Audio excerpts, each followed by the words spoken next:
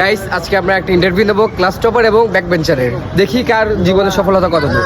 প্রথমে আমি back বেঞ্চারের interview নেব।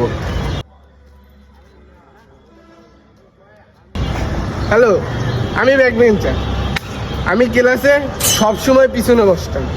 ক্লাস শুরু হতো 8টায়, আমি ঢুকতাম 9টায়। এমন কোনো দিন নাই আমি মাইর খাইনি। ভাই তাহলে এখন আপনার কয় টাকা ইনকাম? আমি ছোট একটা বিজনেস শুরু করছি, এখন আমি মাসে 17 লাখ টাকা। বাপরে! চল ক্লাসে যাই। না, ইন্টারভিউ হচ্ছে, দেখে যাবে। ইন্টারভিউটা অনেক সুন্দর হচ্ছে। গাইস এখন আমরা ক্লাস টপারের ইন্টারভিউ নেব।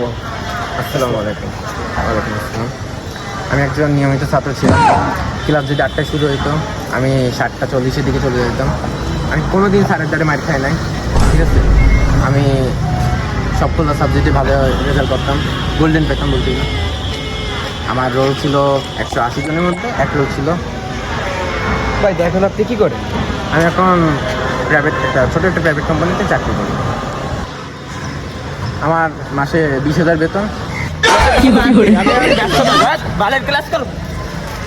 আমি এই যে এর পার্সোনাল। কি তোর বেতন 10,000 কাইতে দেবে? স্যার না না স্যার, স্যার বলবেন না sir, sir please sir please. Bosco boss boss